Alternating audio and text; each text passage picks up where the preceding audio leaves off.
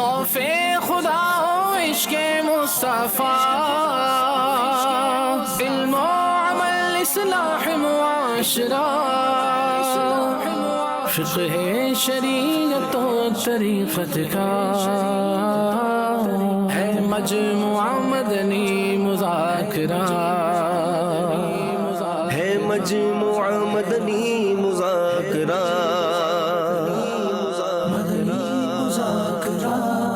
مدنی مذاکرہ۔ الحمدللہ رب العالمین، والصلاة والسلام علی سید المرسلین، اما بعد فاعوذ باللہ من الشیطان الرجیم، بسم اللہ الرحمن الرحیم، الصلاة والسلام علیک یا رسول اللہ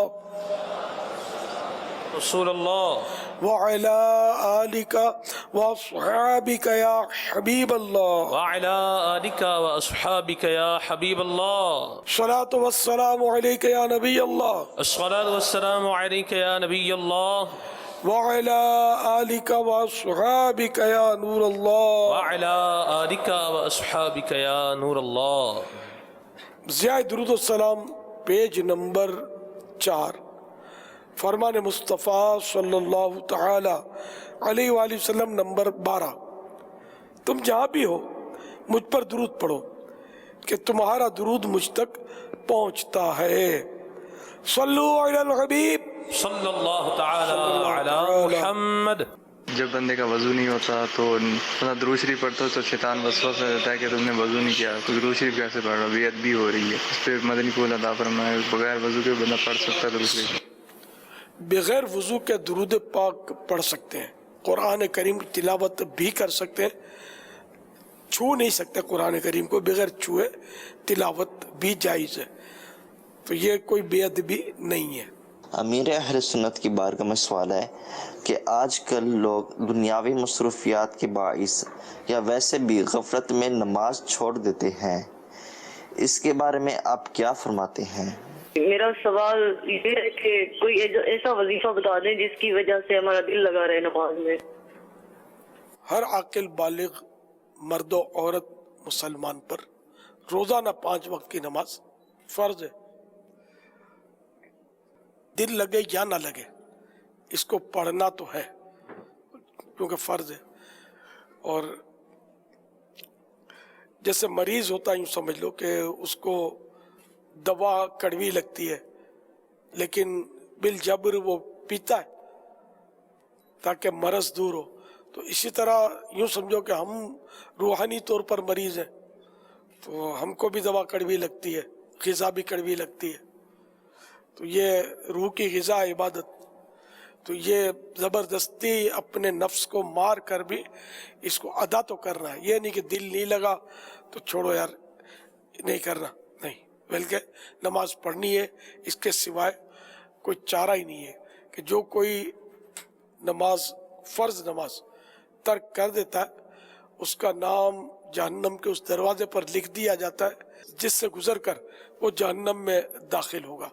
تو ایک نماز بھی ترک نہیں ہو سکتی، بلکہ نماز جان بوجھ پر قضا کرنے پر فتح رضویہ شریف میں لکھا ہے کہ ہزاروں سال جہنم کے عذاب کا استحقاق ہے، یعنی ایسا بندہ ہزاروں سال جہنم کے عذاب کا حقدار ہے جو نماز قضا کر دے، نماز ترک کر دے، قضا کر دے، چھوڑ دے۔ تو نمازیں بہرحال یہ کہ پڑھنی اور پڑھنی ہر صورت میں پڑھنی ہے۔ یا سیدی یہ ارشاد فرمائیے کہ جو گوشت فروش ہوتے ہیں یہ منگل اور بدھ کو بڑے گوشت کو ناگا یا چھٹی کے طور پر یہ گوشت نہیں دیتے، اس کی شرعی کیا حیثیت ہے، ارشاد فرما دیجئے۔ اس کی قانونی حیثیت ہے کہ قانونی طور پر منگل اور بدھ کو ہمارے یہاں گوشت، بلکہ 3 دن کے بیچ میں تو سنا تھا کہ وہ منع ہوتا ہے گوشت کی بچت کے لیے، جانوروں کی بچت کے لیے، لیکن گوشت فروشوں کو اس میں دلچسپی نہیں ہوتی، گوشت فروش چھپ چھپ کے بیچ رہے ہوتے ہیں، اور اس میں جو انتظامیہ کے رشوت خور جو ہوتے ہیں نا ان کو ہڈیاں پڑتی ہیں، جیسے کتے کے منہ ہڈی ہوتی ہے، رشوتیں کھا کر آنکھاڑے کان کرتے اور گوشت بک رہا ہوتا ہے، یہ بالکل پتہ ہے مجھے۔ البتہ ہر گوشت فروش نہیں بیچ رہا ہوتا، لیکن بعض ایسے پاورفل ہوتے ہیں کہ جن کی ترکیب ہوتی ہے تو وہ بیچ رہے ہوتے ہیں، اور شرعن کوئی منع نہیں ہے، لیکن قانون کو بھی ہمیں مطلب ہے کہ ماننا چاہیے. ہمارا یہ قانون ہمارے بھلے کے لیے کہ گوشت کی بچت ہو، اور ویسے بھی سبزی کھانا بھی تو اچھا ہے، صحت کے لیے مفید ہے، مچھلی بھی مفید ہے. اس بہانے مچھلی اور سبزی اور دال کی باری آ جائے گی. لیکن بہرحال اب تو فریز ہے، لوگ فریزر میں بھر لیتے ہیں گوشت. صلو علی الحبیب صلی اللہ تعالی علی محمد. میرا نام عثمان ہے. عشاء کی نماز وتر میں دعائے قنوت کی جگہ کچھ اور پڑھ سکتے ہیں؟ اگر دعائے قنوت نہیں آتی تو رب اغفر لی کہہ لیجئے، اللہم اغفر لی کہہ لیجئے. یہ بھی نہیں آتی تو یا ربی 3 مرتبہ کہہ لیجئے. رب اغفر لی کا مطلب بتا دیں، یہ بھی ایک سوال آیا. پروردگار میری مغفرت فرما. کیا نابینا اسلامی بھائی نماز کی امامت کروا سکتا ہے؟ ہاں بالکل کر سکتے ہیں، شرائط اگر شرائط پر پورے اترتے ہیں. نماز میں 2 سجدے ہوتے ہیں، اگر 3 سجدے کر لیے جائیں تو اس میں نماز میں کیا فرق پڑتا ہے؟ ہر رکعت میں 2 سجدے فرض ہوتے ہیں. اگر جان بوجھ کر 3 کیے تو نماز واجب الاعادہ ہوگی، دوبارہ پڑھنی ہوگی، واجب دوبارہ. اور اگر بھول کر 3 ہو گئے تو سجدے سہو کرے، واجب ہے سجدے سہو. 3 نہ ہونا واجب ہے اور دونوں سجدے فرض ہیں. ایک سجدہ اگر جیسے ایک سجدہ کیا نا تو نماز نہیں ہوگی. کیا ہمارے پیارے آقا صلی اللہ تعالی علیہ وآلہ وسلم کی پیشانی مبارک پر مہر مبارک تھی؟ یہ پیٹھ مبارک 2 شانوں کے بیچ میں مہر نبوت تھی، پیشانی مبارک کا تذکرہ نہیں ہے. کسی کے بارے میں یہ شک ہو جانا کہ اس سے ملتا ہوں تو مجھے نظر لگ جاتی ہے، اور اس بنا پر پھر اس سے تعلقات کم کر دیے جائیں کہ جب بھی ملوں گا نظر لگ جائے گی یار، تو ایسی صورتحال میں کیا ہونا چاہیے؟ اب اس کی گارنٹی کیسے ہو کہ اس کی نظر مجھے لگی جاتی ہے؟ اب اس کی چونکہ اب گارنٹی نہیں ہے، میں کیسے کہہ دوں کہ ایک مسلمان سے بالکل رشتہ ناتا ختم کر دے، یہ وہم پالا. اب 1-2 بار چلو اتفاق ہوا کہ ملاقات ہوئی اور کچھ ہو گیا تو اپنی نظر نہ لگے اس کا علاج کرے. ایسے اوراد و وظائف پڑھے جاتے ہیں جس سے نظر نہیں لگتی، وہ پڑھے. شجر قادر رضویہ میں اوراد لکھے میں، اور اپنے بیمار عابد میں بھی اس طرح کے اوراد مل جائیں گے. رسالہ مکتبۃ المدینہ کا مدنی پنچورہ میں مل جائیں گے. اچھا، کیا یہ کسی کے بارے میں یہ سوچ لینا کہ اسے جب بھی ملتا ہوں مجھے نظر لگ جاتی ہے، یہ اس کے بارے میں کسی کا یہ سوچنا، اس کے معاملے میں بھی کوئی شرعی مسئلہ آئے گا؟ ظاہر اس کو برا تو لگے گا نا، جس کا اگر اس کو پتا چلے گا یار تم سے جب بھی ملتا ہوں نا تو نظر لگ جاتی ہے، مجھے تیری نظر لگ جاتی ہے، تو بولے گا یار کہ ہمیں منوس ہوں، دل آزاری ہوگی. شاری قطاری امیر علیہ سنت کی بارگاہ میں یہ سوال عرض ہے، ہم لوگ شیطان کے وسوسوں اور شیطان کی پیروی میں پڑ جاتے ہیں، ان سے کیسے نجات ملے گی؟ شیطان کا تو کام ہی وسوسے ڈالنا ہے، اور اس نے تو چیلنج کیا ہوا ہے، مہلت لی ہوئی ہے، اس کو ملی ہوئی ہے کہ میں تیرے بندوں کو بہکاؤں گا. انبیاء کرام علیہ السلام پر بھی اس نے وسوسے ڈالے اور کوششیں کی، لیکن منہ کی کھائی، ناکام ہوا. تو یہ کہ شیطان تو وسوسے سبھی کو ڈالے گا، اس کا تو کام یہی ہے، دھندا یہی ہے کہ وسوسے ڈالو. اب بندہ کیسے بچے؟ جو اس میں یہ کہ وسوسے کی طرف توجہ نہ دے، شیطان کو نو لفٹ کروائے. ایک صورت یہ بھی ہے وسوسے سے بچنے کی. مزید یہ کہ جب وسوسہ آئے تو اعوذ باللہ من الشیطان الرجیم پڑھ لے، سورۃ الناس پڑھ لیجیے، قل اعوذ برب الناس، اس سے بھی انشاءاللہ یہ دفع ہوگا. آمنت باللہ ورسولہ کہنے سے بھی یہ وسوسہ دور ہوتا ہے. میرا میٹھے مرشد دامت برکت اللہ علیہ کی بارگاہ میں عرض یہ تھی کہ حضور جو شیطان لگتا ہے لوگوں کو، شیطان آ جاتا ہے، تو اس کی کیا حقیقت ہے؟ برائے کرم اس بارے میں رہنمائی فرمائیے. شیطان جن، جو شرارتی جن ہوتا ہے اس کو شیطان بولتے ہیں. تو شیطان لگتا ہے، ایک تو یہ ہوتا ہے کہ جنات کے اثرات ہو جاتے ہیں، اور لوگ تکلیف میں آ جاتے ہیں. تو یہ بھی ممکن ہے, ایسا ہو سکتا ہے. دوسرا یہ ہے کہ وہ جن کسی کے اندر سے بولتا ہے, یہ عام طور پہ حاضری آتی ہے, بولتا ہے, تو جن اس طرح بولے یہ بھی ممکن ہے. جبکہ مطلب اس میں جھوٹ بہت بولتے ہیں.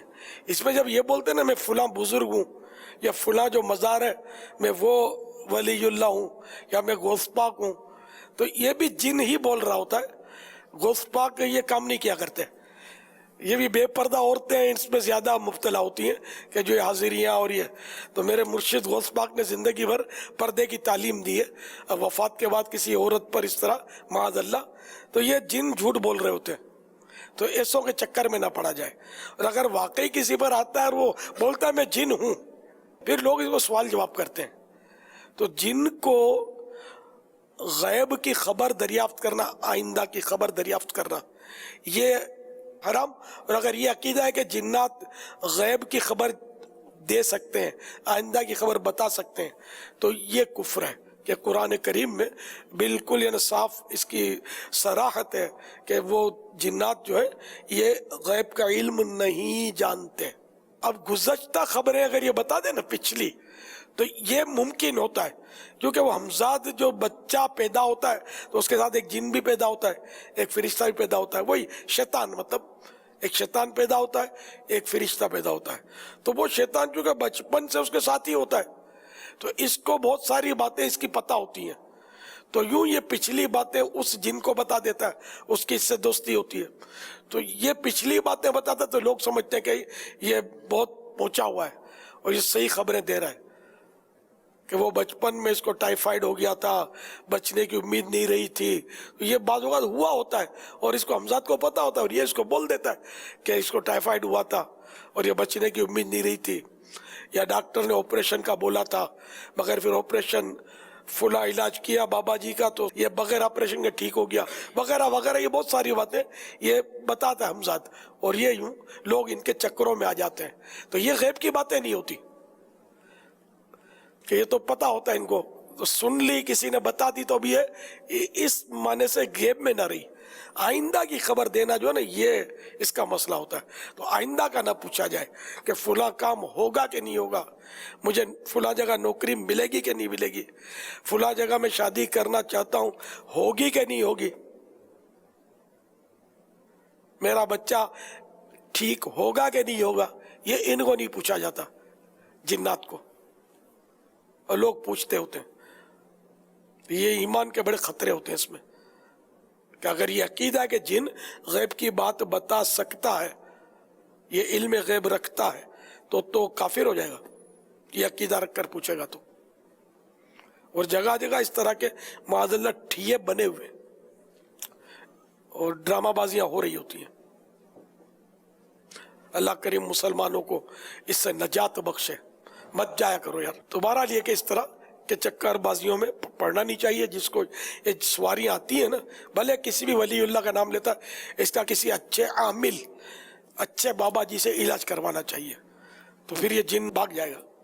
خوف خدا و عشق مصطفیٰ, علم و عمل اصلاح معاشرہ, فقہ شریعت و طریقت کا ہے مجموعہ مدنی مذاکرہ, ہے مجموعہ مدنی مذاکرہ.